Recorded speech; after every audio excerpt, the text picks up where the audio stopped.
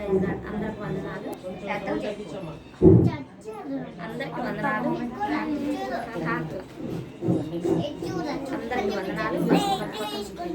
అందరికి వందనాలు. నా పేరు కవిత.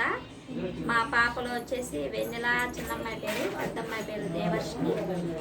మేము చిన్నప్పటి నుంచి ప్రార్థన, దేవుడు అంటే చాలా ఇష్టం. ఆయన చేసిన మేళ్ళు ఒకటని కాదు, చాలా చాలా చేశారు.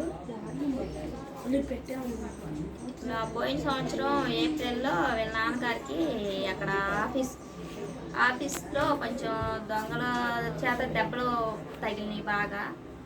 ఆ దవడ ఎముకైతే ఇరిగిపోయింది. కానీ దేవుడు కాపుదల, ఆయన దయ చేయటం వల్ల మంచిగా ఆపరేషన్ సక్సెస్ అయింది. మంచిగా మళ్ళీ ఒక 4 రోజుల కాలం కోలుకున్నాడు. మళ్ళీ వర్క్ చేసుకోవడానికి మళ్ళీ వెళ్ళిపోయారు. కానీ దేవుడు చేసిన ఈ మేళ్ళు ఎన్ని ఇచ్చినా కానీ రుణం తీర్చుకోలేము. ఆయన కృప. ఈ సంవత్సరం అమ్మాయి వాళ్ళిద్దరూ 10th, చిన్నమ్మాయి, పెద్ద అమ్మాయి వచ్చేసి ఇంటర్మీడియట్. చదువు వచ్చేసి ఈ చిన్నమ్మాయికి తలనొప్పి, ఎప్పుడు అనీజీగా, బాగోదు, నీరసంగా ఉంటుంది తినదు. అసలు వాస్తవం అయితే 10th పాస్ అయితే అనుకోనా నేనైతే. ఒకటైనా కానీ, ఒక సబ్జెక్ట్ అయినా కానీ కంపల్సరీ పోతని అనుకున్నా నేనైతే. దేవుడిచ్చిన జ్ఞానం ఏంటంటే ఆ తలనొప్పితో అట్లానే జ్వరం మళ్ళీ అప్పుడు ఎగ్జామ్ అప్పుడు జ్వరం కూడా బాగా. కానీ దేవుడు కృప, బాగా మార్కులు కూడా ఫస్ట్ క్లాస్లో పాస్ అయ్యి దేవుడికి స్తోత్రం చెల్లించుకుంటున్నాను. ఇచ్చిన పెద్ద అమ్మాయికి వచ్చేసి ఇంటర్మీడియట్ సెకండ్ ఇయర్ వచ్చేసేసి 943 మార్కులు వచ్చినాయి ఇంటర్మీడియట్లో.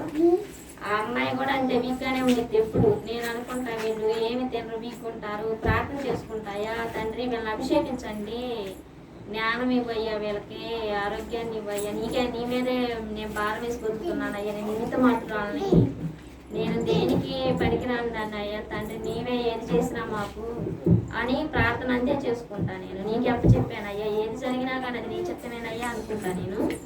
అయితే బాగా మార్కులతో మంచిగా పిల్లలిద్దరు కూడా బాగా మార్కులు వచ్చినాయి. ఇద్దరు పిల్లలకి దేవుడు కృప. ఆయనకి అనుక్షణం మేము కుటుంబం మొత్తం ఆయన సేవలో ఉండాలని మీరు ప్రార్థించండి. ఇంకా ఈరోజు పెద్దమ్మాయి పుట్టినరోజు.